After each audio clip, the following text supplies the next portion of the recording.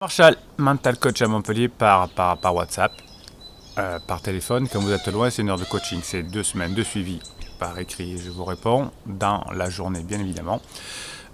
Aujourd'hui, je vais vous expliquer le fruit de mon expérience de coach depuis 1999 et de la partie couple. Et pourquoi les couples aujourd'hui divorcent plus souvent et quelle est l'origine. Alors je me suis rendu compte au fur et à mesure de mes coachings que par exemple quand un homme était en obsession amoureuse, c'est-à-dire que sa femme est en train de le quitter, en tout cas que ça va mal dans le couple, la plupart du temps il me dit pourtant au début ça allait bien. Et c'était pas moi qui était. Ma femme m'intéressait pas tellement, c'était pas mon type de femme, c'est pas moi qui ai choisi. Et aujourd'hui, je suis en obsession amoureuse. Alors ça c'est très important. C'est qu'effectivement, dans la très très grande majorité des cas, les hommes ne vont pas avec les femmes qu'ils préfèrent au départ. Alors je vais expliquer pourquoi. C'est pas par choix, mais c'est que lorsqu'ils courtisent, ils séduisent une femme qui est leur archétype, la grande blonde, la petite brune, la rousse, plantureuse, je ne sais quoi, eh bien l'homme va devenir, comme on dit, nigo, c'est-à-dire qu'il va avoir des techniques de séduction qui ne marchent pas, en faisant des compliments, en étant à ses pieds, en n'étant pas lui-même, et donc c'est pas que c'est un mauvais homme ou je sais pas quoi, mais en tout cas, il ne correspond pas au processus de séduction et la femme n'est pas séduite par ce type d'homme-là.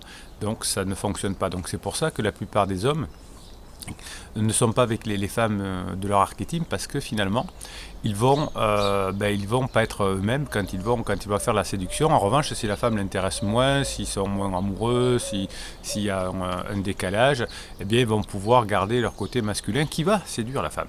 Voilà, donc ça c'est pour ça que la plupart des hommes me disent pourtant au départ j'étais pas amoureux d'elle. Et maintenant, je suis en obsession amoureuse. Alors, il y a un premier changement, c'est quand l'homme cède, entre guillemets, se met en place, la femme étant très amoureuse, eh bien l'homme va se sentir valorisé, il va être content, il va être bien, et donc il va tomber finalement amoureux de la personne qu'il aime. Voilà, ça se passe comme ça. C'est-à-dire que comme la personne va le valoriser, il va se sentir aimé, il va se sentir fort, il va se sentir mal, eh bien il va s'attacher à la femme, à la jeune femme, et donc du coup, parce qu'il se sent bien avec. Et donc il va être attaché et petit à petit, un homme qui s'attache va changer de comportement. Ça c'est la nature qui veut ça, donc je ne suis pas responsable, je suis responsable de rien là-dedans non plus, mais je vais juste qu'expliquer comment ça fonctionne de mon point de vue. C'est juste mon expérience depuis 1999, donc il peut y avoir d'autres thérapeutes qui ont d'autres expériences, on va dire, mais celle-ci, je pense qu'elle marche vraiment presque à tous les coups. Et donc l'homme va avoir besoin de sa femme, donc il va être attaché, et donc un homme qui est attaché, dans sa nature, il va devenir beaucoup plus prévenant, c'est-à-dire qu'il est là pour que le couple puisse continuer, et les enfants également.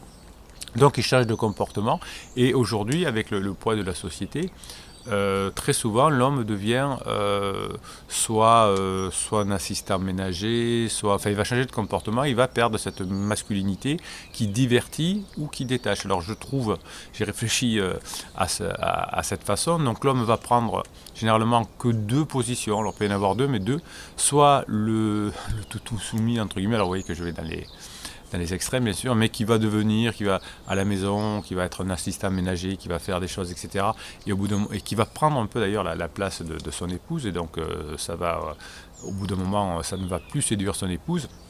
Ou alors, l'homme qui est devenu attaché reprend un rôle d'enfant, c'est-à-dire qu'il ne fait pas grand-chose à la maison, il boude, il n'est pas content, il essaye d'obtenir l'amour de sa femme parce que ça lui va pas, comme avec sa maman. Voilà.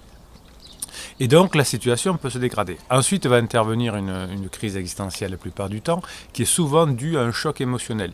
Alors, le choc émotionnel, ça peut être positif ou négatif, c'est-à-dire que ça peut être par exemple l'arrivée d'un enfant, un décès, très souvent le début de la crise est lié à un décès, à une perte d'un parent, de notre chair, ou au contraire, à l'autre bout, l'arrivée d'un enfant. Et là, le comportement féminin change très souvent, ou d'ailleurs ça peut être le masculin, mais en tout cas le féminin va changer.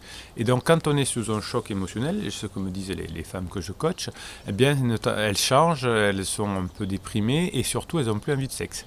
Et un homme qui a plus accès au sexe, c'est généralement une source de conflit.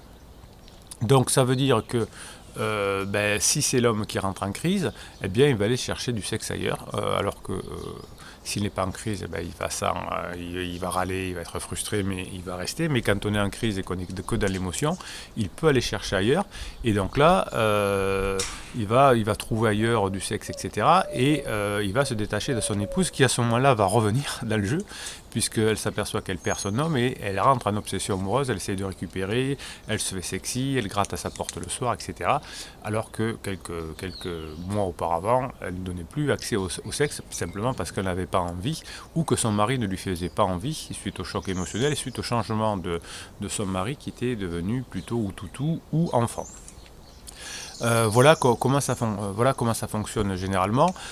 Pour la femme, quand elle rentre en crise suite à un choc émotionnel, elle va aussi s'apercevoir que, donc du coup, alors là c'est pas un problème de non-accès au sexe après le choc émotionnel, c'est que suite au choc émotionnel, elle entre à la crise existentielle, elle va s'apercevoir que son homme est devenu un toutou ou un enfant. Et une fois qu'elle va s'apercevoir qu'elle est avec un toutou ou un enfant, elle va essayer de retrouver un autre homme ailleurs dans une relation, la plupart du temps extra-conjugale. Alors des fois, il n'y a pas consommation de sexe, enfin, c'est très très minime, là, 95% du temps il y a consommation de sexe, même si la femme à ce moment-là ne l'admet pas, hein, comme l'homme ne peut ne pas l'admettre, mais il y a très souvent consommation de sexe pour se retrouver dans les bras d'un homme un peu macho, un peu viril, un peu moutard, un peu je sais pas quoi. En tout cas, c'est les vrais types d'hommes qui interviennent là. Des fois, c'est aussi un chef d'entreprise qui a du pouvoir, un homme politique qui a du pouvoir, parce qu'on va compenser le fait que son homme à la maison est devenu soit un toutou, soit un enfant. Et là, effectivement, du coup, c'est le renversement, et c'est l'homme qui devient dans l'obsession amoureuse, puisque de son côté enfant ou toutou, ça ne lui va plus, et donc il cherche à comprendre ce qui ne va pas. Et effectivement, dans mes coachings, je retrouve très bien ces deux catégories de personnes. Voilà, donc ensuite, comment ça s'arrange? Eh bien, pendant la crise existentielle, ça ne s'arrange pas. Le but, grâce au coaching, c'est de ne pas mettre trop le feu pendant la crise existentielle, et puis de retrouver son rôle de femme ou son rôle d'homme, hein, dans la partie noble, parce que les deux parties sont très complémentaires, un n'est pas mieux que l'autre, bien évidemment. Et ensuite, quand l'homme redevient divertissant, homme, etc., et que la femme redevient sexy, enveloppante, maternante, etc., enfin, tout ce que les hommes ou les femmes ont besoin, eh bien à ce moment-là, la crise se termine et on retrouve le couple. Mais si on ne connaît pas ces règles pour retrouver le couple, eh bien la plupart du temps, on va sur un divorce. Voilà cette explication qui, alors, elle va vous réécouter cette vidéo parce que elle va vous faire réfléchir, c'est sûr, parce que c'est des années de travail. Je l'ai synthétisée, c'est pour ça que c'était difficile pour moi de la sortir. Ça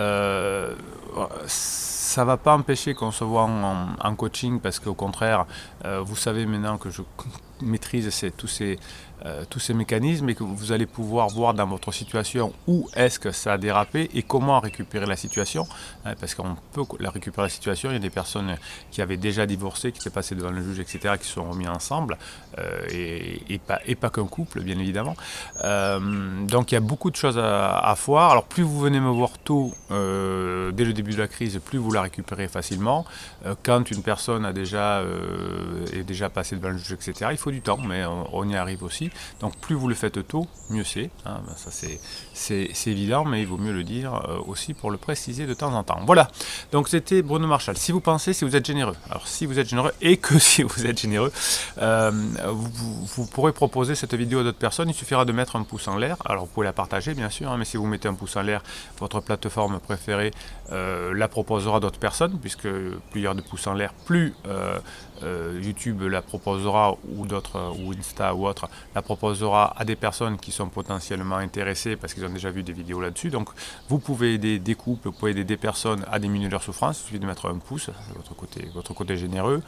Abonnez-vous, parce que vous avez des posts qui sont réservés aux abonnés, Et dans les statistiques, je vois qu'il n'y a que 30% d'abonnés, 70% de personnes qui regardent ces vidéos très régulièrement qui ne sont pas abonnés. C'est dommage parce qu'il y a des posts pour les abonnés, donc il suffit de cliquer sur la petite cloche et vous aurez accès à ces posts et vous saurez quand les vidéos vont apparaître, mais c'est surtout que vous aurez droit à ces posts. Et puis, nous sommes une communauté positive et bienveillante, et donc, si vous êtes encore là, c'est que vous faites partie de cette communauté, et vous pouvez mettre vos questions, vos remarques, aider les personnes qui posent des questions comme je le fais, de façon à ce qu'ensemble, on puisse améliorer un petit peu nos relations, diminuer nos conflits et par là même améliorer le monde. C'est pas mal améliorer le monde un petit peu à notre humble niveau. Allez, je vous souhaite une très bonne journée.